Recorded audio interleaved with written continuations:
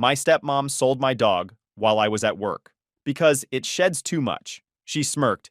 It's my house, my rules. I pulled the deed out of my safe. Actually, mom put the house in my name before she died. I evicted her and my dad with 24 hours notice and got my dog back. Look, I never thought I'd be the guy posting one of these stories. You scroll through Reddit, see these wild family drama posts, and think, no way that's real. But here I am at 2 a.m., still processing what happened over the last 3 weeks, and I need to get this off my chest. Some background first because this is going to be a long one. Grab a snack. I'm Derek, 27 years old, work as an electrical engineer at a pretty decent firm in Columbus, Ohio. Single, live alone, and until recently, my best friend was a 4-year-old golden retriever named Biscuit. My mom named him that before she passed. Said his fur was the exact color of her grandmother's buttermilk biscuits. I know it's a goofy name for a 70-pound dog, but every time I called him, I thought of her. That dog was the last real connection I had to my mother. My mom passed away when I was 23. Ovarian cancer. Caught too late, moved too fast. She was only 51. My dad and I were wrecked and absolutely devastated. Mom was the glue that held everything together in our family. She was the one who made holidays feel like holidays. She was the one who remembered everyone's birthdays, who called just to check in, who made our house feel like a home. She had this laugh that you could hear from 3 rooms away. This way of making everyone feel like they mattered. When she got sick, the whole neighborhood showed up with casseroles and flowers and offers to help. That's the kind of person she was. After she passed, I threw myself into work, finished my engineering degree, got the job at the firm, started building something for myself. Grief does weird things to people, and for me, it meant staying busy every waking moment so I wouldn't have to think about the fact that she was gone. Dad went a different direction. Within 8 months of mom being gone, he started dating Linda. Linda was a woman from his grief support group. 53 years old, twice divorced, and she had this way of looking at you like she was constantly calculating your net worth. From our first meeting, something felt off. She smiled at all the right moments, said all the right things, but her eyes never quite matched. They stayed cold, assessing, like she was running calculations in her head. I tried to give her a chance. I really did. Mom would have wanted me to be happy for Dad if he found someone new. She wasn't the type to expect him to be alone forever. She actually talked about that, near the end, told him she wanted him to find happiness again someday. But I don't think Linda is what she had in mind. Linda moved in with Dad after 6 months of dating. They got married at the courthouse 3 months after that. No ceremony, no guests, just signed the papers and went to dinner. I found out about the wedding through a Facebook post. My own father's wedding, and I learned about it scrolling through my phone at the gym. He called me the next day to explain, said it was a spontaneous decision, and they didn't want to make a big fuss. Linda had pushed for that, I'm sure. She knew I didn't like her, knew I'd probably try to talk Dad out of it if I'd known in advance. Here's where things get complicated. The house my dad lives in, the one Linda moved into, that was my mom's house. Her parents left it to her when they passed. It wasn't a mansion or anything, but it was a solid 4-bedroom colonial in a nice suburb. Good neighborhood, good schools, the kind of place that's worth a decent chunk of change these days. Mom grew up in that house. Took her first steps on those hardwood floors. Carved her initials into the oak tree in the backyard when she was 8 years old. When Mom got sick, she sat me down one afternoon when Dad was at work. She was already frail by then, her hair gone from chemo, but her eyes were sharp as ever. She told me something that would change everything, though I didn't fully understand it at the time. She said, "Derek, I love your father, but I know him. When I'm gone, he's going to need someone else. He's not built to be alone. And whoever comes next, I need to make sure this family's legacy is protected." I started to argue. Dad wouldn't do anything to jeopardize the house. He loved this place as much as we did. Mom shook her head. "It's not about love, honey. It's about vulnerability. Your father has a good heart, but he can be led. He wants to make people happy. And someone could take advantage of that." She had already talked to a lawyer. The house was being transferred into my name. I would be the sole owner the moment she passed. She made me promise not to tell Dad until it was necessary. She didn't want to hurt him, didn't want him to think she didn't trust him, but she knew. Somehow she just knew. The paperwork was filed, notarized, everything done properly. The lawyer kept copies. I kept the original deed in a fireproof safe in my apartment, and for 4 years, I never said a word about it. See, Dad never asked about the house. He just assumed it was his, and Linda definitely assumed it was his. They paid property taxes on it, or at least Dad did with Mom's life insurance money. They maintained it, lived in it, treated it like it belonged to them. I let it happen because honestly, I didn't need the house. I had my own place, my own life. Dad seemed happy enough with Linda, even if I found her insufferable. What was the point of starting drama over a piece of paper? I visited maybe once a month, came for Sunday dinners sometimes when Linda was feeling hospitable enough to include me. She tolerated me the way you tolerate a fly that keeps landing on your food. Never outright hostile, just dismissive. Everything about her screamed, "I'm the woman of this house now." She redecorated within the first year. Got rid of Mom's curtains, her furniture, even repainted the walls. The soft yellow that Mom had chosen for the kitchen became sterile gray. The floral wallpaper in the hallway was stripped and painted beige. By the second year, you wouldn't know my mother ever lived there. Dad noticed me withdrawing. He called a few times, asked why I didn't come around more. I made excuses. Work, busy schedule, traffic. But the truth was, walking into that house felt like walking into a stranger's home. My childhood bedroom was now Linda's craft room. She didn't even do crafts. It was just storage for her stuff. Mom's garden was paved over for a patio that Linda wanted for her book club meetings. The kitchen where Mom taught me to make her famous chocolate chip cookies had been gutted and replaced with modern cabinets and stainless steel everything. Linda had erased her, systematically, thoroughly, without a single ounce of remorse, and Dad let it happen. But I still came around because Biscuit was there. After Mom died, I was living in a tiny studio apartment that didn't allow pets. The landlord was strict about it. Some bad experience with a previous tenant's cat. Dad offered to keep Biscuit at the house since there was a big backyard, and I could visit whenever I wanted. It seemed like a good solution at the time. Biscuit loved that yard. He'd chase squirrels for hours, dig holes near the fence, roll around in the grass where Mom used to garden. So every Sunday, I'd drive over, spend a few awkward hours making small talk with Dad while Linda shot me dirty looks, and then I'd take Biscuit for a long walk around the neighborhood. Those walks were the only part of the visits I actually enjoyed. Just me and my dog, talking through my problems while he wagged his tail and pretended to understand. Linda hated Biscuit from day one. The very first time she came to the house, she wrinkled her nose at him like he was some kind of pest. Didn't even try to pet him when he came over wagging his tail, hoping to make a new friend. She just pushed past him and muttered something about big dogs being so clumsy. She complained about the shedding constantly. Golden retrievers shed like it's their job. I get it. But Mom never minded. She used to say the fur was just evidence of love. She'd find Biscuit's fur on her clothes before important meetings, and just laugh, say it was her good luck charm. Linda called it disgusting and unsanitary. She bought one of those expensive robotic vacuums specifically for the dog hair, then complained when it wasn't enough. First, she made Dad keep Biscuit outside more and more. Then she banned him from the upstairs entirely, putting up a baby gate that he would sit and whine at. Then he wasn't allowed on any furniture, even though he'd been sleeping on the couch since he was a puppy. Then he was basically living in the backyard full time, only allowed inside when it was too cold or rainy. I watched my dog's quality of life decline with every visit. He seemed sad, less energetic. He'd light up when I arrived, then look confused when I had to leave without him. Every time I brought it up, Dad would just sigh and say, "Linda's got allergies, son. We're doing the best we can." Linda did not have allergies. I saw her holding the neighbor's cat once, cooing at it like it was a baby. She had control issues. Big difference.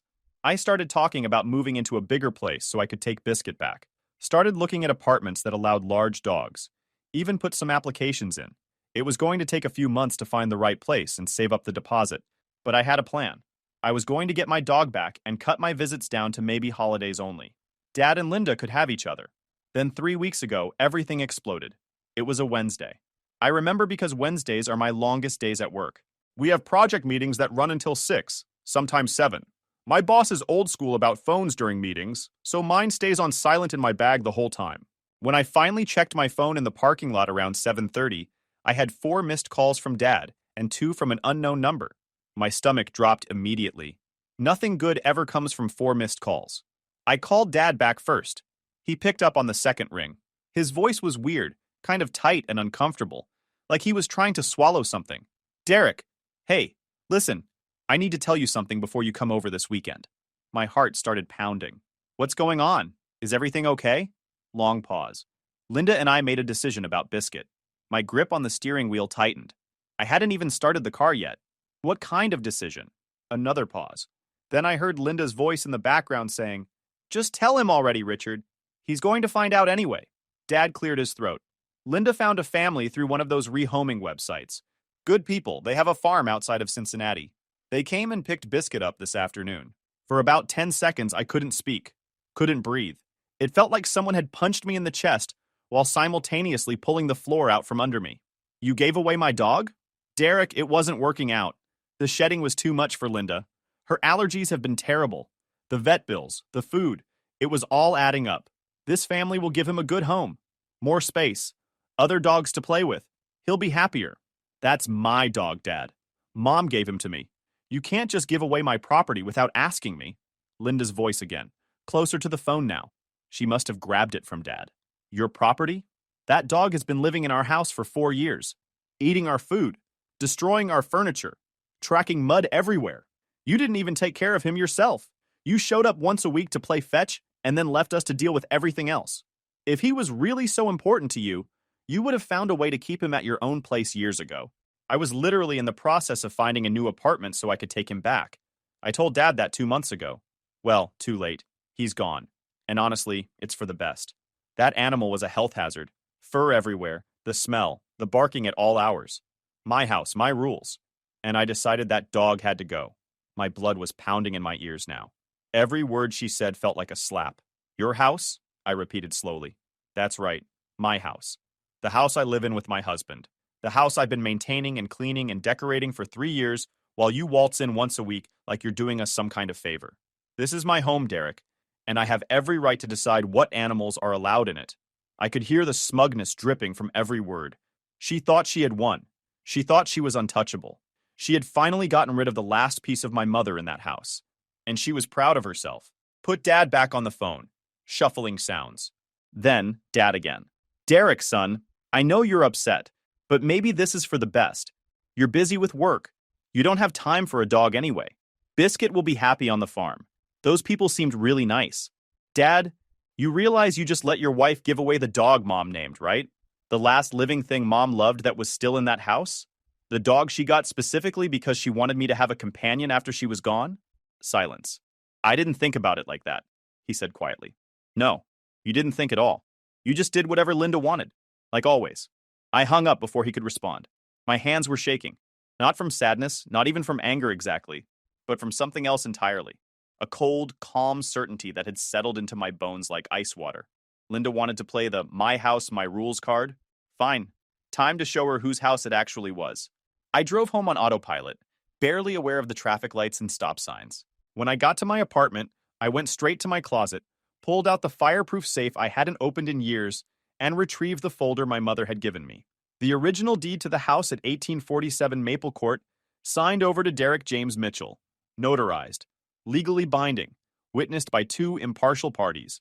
Along with it was a letter from my mother's lawyer confirming the transfer and contact information in case I ever needed assistance. I sat on my bed and stared at those documents for a long time. Mom had known. 4 years before this moment, she had seen it coming. Maybe not the specific circumstances, but the general shape of things. She knew Dad would remarry. She knew whoever came next might not have the family's best interests at heart. She had prepared for this possibility and handed me the tools to protect myself. It was nearly midnight, but I didn't care. I emailed the lawyer, a woman named Patricia Graves, who had handled my mother's estate. I explained the situation and asked for an emergency consultation the next morning. Then I started researching tenant eviction laws in Ohio. What I found made me smile for the first time all night. Ohio is a landlord-friendly state. If someone is living in your property without a lease agreement, they're considered month-to-month tenants at best. Under certain circumstances, specifically if the tenant violates rules or conducts themselves in a way that causes harm to the property or owner, you can issue an accelerated eviction notice. 3 days was standard for most violations. But if there was theft or destruction of property involved, you could make a case for immediate removal. My dog was my property. Linda had disposed of my property without my consent. That's theft, or at the very least, conversion of property. I was going to get Biscuit back, and Linda was going to learn exactly whose house she was living in. Thursday morning, 9 a.m. sharp, I was sitting in Patricia Graves's office. She looked exactly like I remembered from 4 years ago. Silver hair pulled back in a bun, reading glasses perched on her nose, and eyes that had seen every kind of family drama imaginable. Your mother mentioned this day might come, Patricia said, after I finished explaining everything. Not in so many words, but she told me to keep my files ready. She had a sense about things. I showed her the deed, explained the situation with Linda, told her about Biscuit. She listened without interrupting, nodding occasionally, making notes on a yellow legal pad. When I finished, she leaned back in her chair and studied me for a moment. Everything is in order. You are the sole legal owner of that property. Your father and his wife have been living there as tenants, whether they knew it or not. So I can evict them. You can. The question is how quickly and on what grounds. She flipped through some papers. You mentioned your stepmother sold your dog without permission. Do you have evidence that the dog belonged to you? I nodded. Biscuit's registered with the county under my name. I have vet records going back 4 years showing me as the owner. I paid for his shots, his checkups, bought his food when I could afford it. There are photos of me with him since he was a puppy. Receipts for everything. Good. That establishes ownership clearly. And she admitted to rehoming the dog without your consent? On the phone. My dad heard everything. She was proud of it. Patricia tapped her pen against the desk thoughtfully. Here's what I recommend. We file a police report for theft of property. Your dog is valued property under Ohio law. At the same time, we serve eviction notice on the grounds of that theft, as well as unauthorized occupancy, since they never had a formal lease or your permission to live there in the first place. How fast can we do this? We can have the notice served by tomorrow. As for how quickly they have to leave, that depends on the judge if it goes to court. But given the circumstances, I think we can make a strong case for expedited removal. 24 to 72 hours. I didn't even hesitate. Do it. She handed me a stack of forms. Fill these out. I'll have my assistant contact the county sheriff for the notice service. And Derek, be prepared for this to get ugly. Family evictions always do. Patricia, my stepmother sold my dead mother's dog to strangers. It's already ugly. She nodded, the ghost of a smile on her lips. Fair point. By Friday afternoon, everything was in motion. The sheriff's department had the eviction notice ready to serve. The police report was filed, and I had tracked down the family Linda sold Biscuit to through some creative searching online. Turns out they posted about their new rescue golden retriever on a local community Facebook page, complete with photos. It was definitely Biscuit. I'd know that goofy face anywhere. I messaged them directly, explained the situation as calmly as I could, and offered to pay twice what they paid for him. They were understandably confused at first. Why would someone claim a dog they'd gotten through a legitimate rehoming site? When I sent them the registration documents and vet records proving Biscuit was mine, their confusion turned to horror. Apparently, Linda had told them Biscuit belonged to an elderly neighbor who had passed away and she was just helping find him a new home out of the goodness of her heart. Complete fabrication. She'd spun this whole sob story about being such a good Samaritan. The family, the Petersons, were genuinely decent people. An older couple, probably in their 60s, with a big farmhouse and about 10 acres of land. They apologized repeatedly even though they hadn't done anything wrong. They'd only had Biscuit for 2 days and hadn't even changed his name yet. Said he seemed sad the whole time, kept looking around like he was searching for something, barely touched his food. Mrs. Peterson actually had tears in her eyes when she told me how confused he seemed. When I drove out to their farm on Saturday morning, my heart was pounding the whole way. What if he didn't remember me? What if he was already attached to them? I shouldn't have worried. The moment I got out of my car and called his name, Biscuit came sprinting across the field like a golden blur. He nearly knocked me over, jumping up with his paws on my shoulders, licking my face, making these little whining sounds like he was trying to tell me everything that had happened to him. I'm not ashamed to admit I cried. Right there in front of strangers, hugging my dog while he licked my face and wagged his tail so hard his whole body shook. 4 years of loss and grief came pouring out of me in that moment. The Petersons stood back and let us have our reunion, then refused to take any money when I offered. Said the right thing was just to give him back where he belonged. I left them my contact information and promised to send them photos of Biscuit thriving. Now came the hard part. Sunday morning, 10 a.m. I pulled up to 1847 Maple Court with Biscuit in the back seat and a folder full of legal documents on my passenger seat. A sheriff's deputy was parked at the curb. We'd coordinated this in advance. My hands were steady as I walked up to the front door. My front door. And I knocked. Linda answered. She was wearing a robe and slippers, clearly not expecting company this early on a Sunday. When she saw me, her expression shifted from annoyed to confused to something approaching fear in about 3 seconds. What are you doing here? And why is that dog in your car? I told you. He's gone. Funny story about that, I said, holding up Biscuit's leash. Turns out the people you sold him to weren't too happy when they found out you lied about owning him. He's back with me now. Where he belongs. Her face went red. That dog was a nuisance, and I had every right to. Linda. I cut her off, keeping my voice calm and even. You had no rights. You never had any rights. Not to the dog, not to this house. Not to anything. That's when Dad appeared behind her, looking bewildered. Derek, what's going on? Why is there a deputy outside? I looked past Linda directly at my father. Dad, I didn't want it to come to this. I really didn't. But you and Linda need to leave this house. Today. Linda laughed, a sharp, ugly sound. Leave? Are you out of your mind? This is our home. Your father owns this house. No, he doesn't. I held up the deed. Dad squinted at it, confused. Linda snatched it from my hand, her eyes scanning the document. I watched her face go pale as she read. This is a mistake, she said, her voice shaking slightly. This has to be a forgery. It's not. Mom transferred ownership to me before she died. Legally, properly, with witnesses and a notary. The house has been mine for 4 years. You've been living here as guests. Guests who never asked permission, and who recently stole my property. Dad grabbed the deed from Linda, reading it slowly. His hands were trembling. Catherine did this, he whispered. She wanted to protect the family legacy. She knew that if something happened to you, or if you made poor decisions, the house could be lost. She loved you, Dad. But she also knew you better than you know yourself. Poor decisions? Linda shrieked. Are you calling me a poor decision? I'm calling you a thief, I said flatly.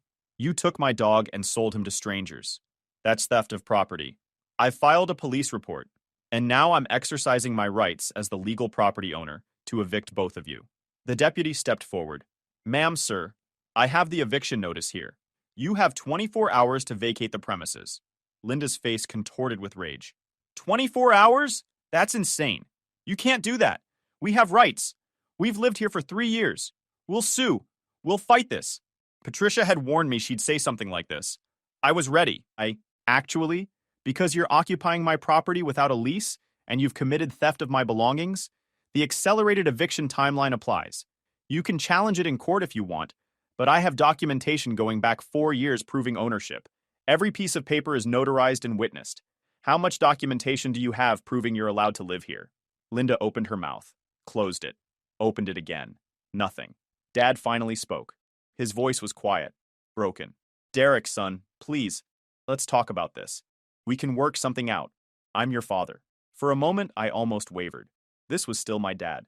The man who taught me to ride a bike, who came to my baseball games even when it rained, who held my hand at Mom's funeral when neither of us could stop crying. But then I thought about Biscuit, alone and confused, being loaded into a stranger's car. I thought about Mom's curtains in a landfill somewhere. Her furniture, her memories, all of it thrown away like garbage. I thought about 4 years of watching Linda slowly erase every trace of my mother's existence, while Dad just went along with it because it was easier than fighting. You stopped acting like my father when you let her do whatever she wanted, I said. When you let her give away the last piece of Mom I had left, you chose her over me, Dad. Over and over again. Every time she complained about Biscuit. Every time she threw away Mom's things. You chose her. This is the consequence. Linda grabbed Dad's arm. Richard, do something. Make him stop. But Dad just stood there, staring at the deed in his hands like it was a letter from the grave, which, in a way, it was. The next 24 hours were chaos. Linda tried everything. She called a lawyer, but it was Sunday, and no one was available on short notice. She called the police, but the deputy explained that I had every legal right to evict them, and they'd already verified the paperwork. She even tried calling me directly, alternating between threats and tearful pleas. I blocked her number after the 3rd call. Dad called once, around 11 that night. He sounded exhausted. I don't understand how this happened, he said. Your mother never told me about the house. We were married for 26 years. She never said a word, because she knew how you'd react. She knew you'd feel hurt, betrayed. But she also knew that if she didn't protect the house, there was a chance you'd lose it, or someone would take advantage of you. She thought Linda would take advantage of me. She didn't know Linda specifically, but she knew something might happen, some vulnerability. She wanted to make sure I could protect the family's legacy. This house belonged to her parents' dad. Her grandparents built it in 1952. It was supposed to pass down through generations. She didn't want it to end up belonging to someone who never even met them. Long silence on the phone. I loved her, Derek. I really did. I know, Dad. But you also moved on really fast. And then you let Linda run the show. You let her throw away Mom's things like they were worthless. You let her repaint Mom's rooms and rip out her garden. You let her banish Mom's dog to the backyard like he was a pest. And now you let her sell that dog without even asking me. I thought I was just trying to make everyone happy. Yeah, well, you made Linda happy, at the expense of everything else. He didn't have a response to that. Monday morning, I drove by the house at 8 a.m. There was a moving truck in the driveway. Linda was screaming at some movers about being careful with her furniture. Dad sat on the front steps, staring at nothing. I parked across the street, didn't get out, just watched. At one point, Dad looked up and saw my car. We made eye contact. He raised a hand in something that might have been a wave. I nodded once. Then I drove away. They were out by 3 p.m. The deputy sent me a text confirming the house was vacated. I drove over after work to do a walkthrough. The place was trashed. Not vandalized exactly, just messy. Linda had clearly left in a hurry and hadn't bothered cleaning anything. There were holes in the walls where her pictures had been. Garbage bags piled in the kitchen. A foul smell coming from the fridge where she'd left expired food to rot out of spite. But the bones of the house were still there. The hardwood floors Mom had restored herself over one long summer. The big bay window where she used to sit and read on Sunday mornings. The fireplace where we'd hang stockings every Christmas. I stood in the living room for a long time. Biscuit sitting at my feet, both of us just breathing in the silence. Mom would be proud, I said out loud. Biscuit wagged his tail. Word spread fast, as it always does in families. My Aunt Rachel, Mom's sister, was the first to call. She'd heard about the eviction from my cousin, who'd heard it from someone else. The family grapevine works fast. She wasn't angry. She was relieved. Your mother told me about the house, Aunt Rachel admitted. Years ago, right after she set it up. She made me promise not to say anything unless absolutely necessary. I think she hoped it would never come to this. You knew this whole time? I knew. And I watched your father move that woman in and let her take over. And I bit my tongue because that's what your mother wanted. But I'm glad you finally did something, Derek. Linda had no business being in that house. She didn't respect it, didn't respect Catherine's memory. Good riddance. Uncle Bob, Dad's brother, had a different perspective. He called me a vindictive little punk and said I'd regret destroying my relationship with my father. I let him yell for about 3 minutes, then hung up mid-sentence. Cousins were split down the middle. Some thought I was justified. Others thought I was cruel. The family group chat exploded with opinions. I muted it after the first 100 messages. But the real drama was just getting started. 3 days after the eviction, Linda showed up at my workplace. I was in the middle of a project review when my coworker Jake tapped me on the shoulder and said there was a very angry woman at reception asking for me. I walked out to find Linda standing in the lobby, arms crossed, face red. She'd dressed up for this, wearing a nice blazer like she was going to a business meeting. We need to talk, she said. No, we don't. You can't just throw us out on the street. I've talked to a lawyer, we have rights. We lived there for 3 years. That makes us tenants with protections. Your lawyer is wrong. You had no lease, no rental agreement, nothing in writing. You were guests who overstayed your welcome. And then you stole my property. The police report is already filed. Her face went even redder. That stupid dog was not worth all this. To you, maybe. Not to me. She stepped closer, lowering her voice. I will make your life miserable. I will tell everyone in this family what you did. I will drag your mother's name through the mud. I will... Ma'am. The security guard had walked over, hand on his radio. I'm going to have to ask you to leave. Linda looked at the guard, then back at me. For a second, I thought she might actually take a swing. Instead, she turned and stormed out, slamming the glass door so hard it rattled. Jake appeared at my elbow. What was that about? Long story, family stuff. She seemed nice. I laughed for the first time in days. A week later, Dad and Linda moved into a cramped apartment on the other side of town. The motel had gotten too expensive. From what I heard through the family grapevine, Linda was furious about the downgrade. She'd apparently built her whole retirement plan around living in that house forever, eventually inheriting it after Dad passed. She hadn't counted on there being nothing to inherit. She tried one more thing before giving up. She filed a lawsuit claiming unjust enrichment and demanding compensation for the improvements she'd made to the property. New paint, new appliances, the patio. Patricia called me with the news and told me not to worry. This is a desperation move. She's claiming she added value to your property and deserves payment, but she made those changes without the owner's permission. If anything, you could countersue for altering your property without consent. So what do? We respond with a counterclaim for the cost of removing her modifications and restoring the original features, plus damages for the theft of your dog, plus legal fees. 2 weeks later, Linda dropped the lawsuit. Turns out her lawyer told her she'd lose and end up owing me money. Smart lawyer. Dad called me the day the lawsuit was dropped. I'm staying with Linda, he said. She's my wife, but I understand why you did what you did. Do you? Your mother was right about me. I do let people push me around. I let Linda push me around. And I should have protected Biscuit. Should have protected a lot of things. He paused. I'm not asking you to forgive me. Just wanted you to know that I understand. Thanks, Dad. Maybe someday we can have lunch or something. Just the two of us. No Linda. Maybe someday. I'm not ready yet. But maybe. I can live with maybe. 3 months have passed since the eviction. The week after Dad and Linda moved out, I hired a cleaning crew to deal with the mess they'd left behind. 8 hours and 12 garbage bags later, the house was livable again. The smell from the fridge took another 2 days to fully clear out. I moved in that weekend, brought all my stuff from the apartment, set up my life in the home my mother left me. Biscuit explored every room like he was rediscovering an old friend. He found his favorite spot on the couch within the first hour and claimed it immediately. The first major project was the garden. I spent 3 weekends ripping out Linda's patio stones. The concrete was heavier than I expected, and I had to rent a jackhammer from Home Depot to break it up. My neighbor, an older guy named Frank who'd known my mom for years, came over to help. Your mother would be happy to see this, Frank said, hauling a chunk of concrete to the dumpster I'd rented. She loved that garden. Used to bring me tomatoes every summer. I remember. She'd send me over with baskets of them. Linda never even said hello to me. 3 years living next door, not once.